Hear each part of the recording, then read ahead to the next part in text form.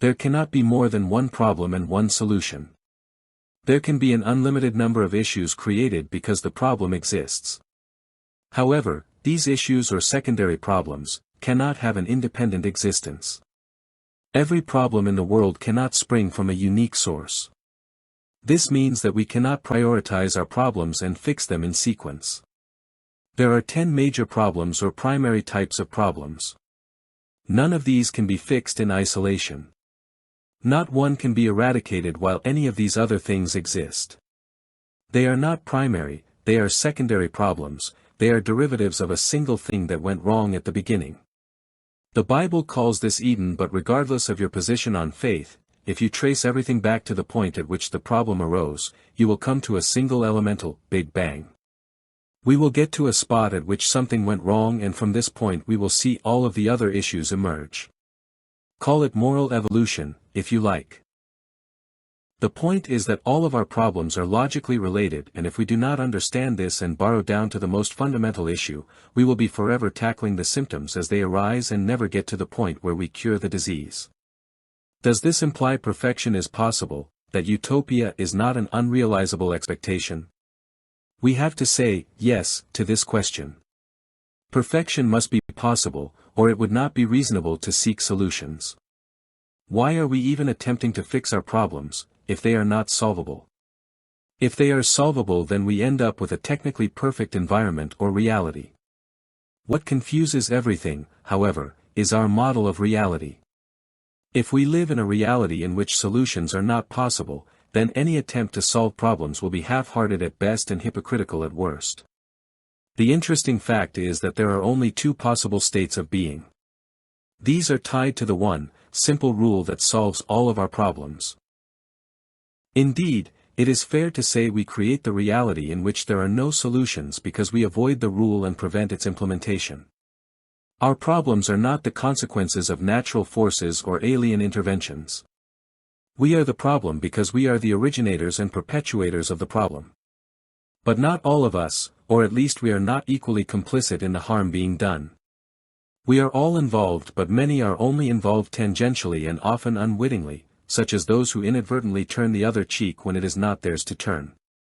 However, this entire argument does not sit well with just about anyone. In this, everyone is equally culpable. The world has, almost to a man, conspired to hide the truth, even when they personally do not really live up to the conditions they appear to perpetuate.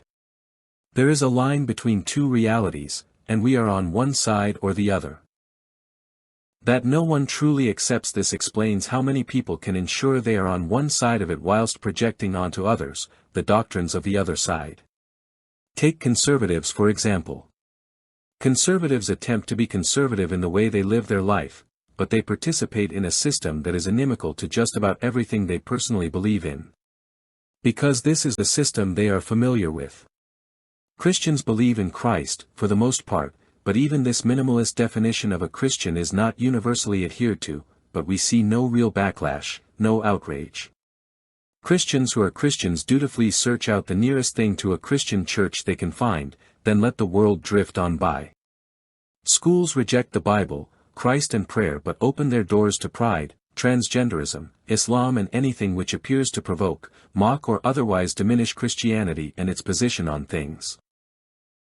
Which does suggest wherever the line is, it reflects to some degree where Christianity is. However, since Christianity has been muddied in many different ways, associating Christianity with a division between good and evil does not help as much as it ought. We would still need to explain what makes a person a Christian and when is a self-professed Christian actually a wolf in sheep's clothing, for there are many. There must be, despite the claims of materialists, a unique factor that exists in one group but not the other. That is, the two classes of things have to be substantially different or they could not be clearly separated.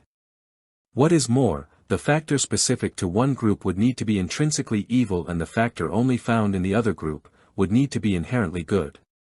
Because unless good and evil exists and exist as unique elements, the two classes of realities would not be possible.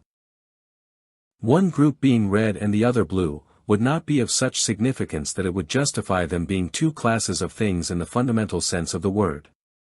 It would merely mean some parts of a greater class of things were things with one secondary factor whilst others of the group had a different feature. This is the realization that tells us skin color in humans is insufficient to create different races. Skin color is not significant enough nor clearly demarcated enough to warrant the racial classification. Yet, there are two races of humans based on the division between good and evil. It is this line between the two races and realities that we hope to find and define. The Bible tells us that we are known by our fruits, that is our works, the value we produce. It can be assumed that our works will build the church. The church is the people in the form of believers. But this is not as limited as some assume. If we had to obey God and do works, we could not be saved. But we are to have faith. Now many think this is limited to a faith in Christ, but this does not make sense because all spiritual beings know and believe in Christ. This does not save them. This is not the faith that saves. We need to have faith that encompasses the believer. We need to have faith in the church as a way to ensure our salvation. Remember, it is those bound on earth by means of the church, that are bound in heaven. Faith in Christ gets us into the church and the church gets us into the works that are the fruits of faith. The division could be said to those who are in the church, that is bound to the church in faith. But what does this specifically mean? It means we build the church. Being bound to the church means we are connected to the church.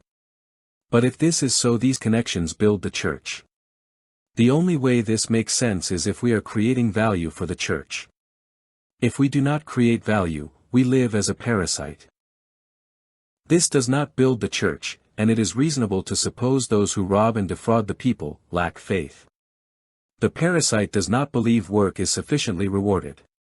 The parasite does not believe he or she will be paid for the work they do. They may have been betrayed before, but regardless, they have reasons why they think it is okay to exploit the people and scam those who allow themselves to be victimized. We need a solution, and it is found by addressing parasitism. We own only what we create. No one has a legitimate claim to anything they did not create. There is no justification for parasitism. Every idea and truth can and must be derived from a first principle maxim. It could be said that, "Thou shalt not steal," is a first principle. However, for various reasons, it is better if we interpret this rule as meaning, no one has a right to anything they did not create. This would mean that we cannot own the physical world or any part thereof because we did not create it. We do add value to the things of the world, but we do not create the substance of reality. We only are able to modify it. The state cannot assign or license parts of the physical world to us, because the state created no part of the physical world. A priori and apologetic predict that every problem can be solved by deducing solutions from the universal maxim, God exists. By the nature of God, we can deduce that He created everything. If we have rights, He gives them to us, so even these belong to Him. From God's rights of ownership, we derive the principle of owner's rights. The Creator has first rights to everything He creates. All problems flow from someone who acts contrary to this right. All sin and evil is a consequence of someone setting aside the rights of the Creator and becoming a parasite. In short, all we need to do as individuals and as a people, is to honor the right of owners. Respect the rights of those who create the world and add value, and sin and evil disappears.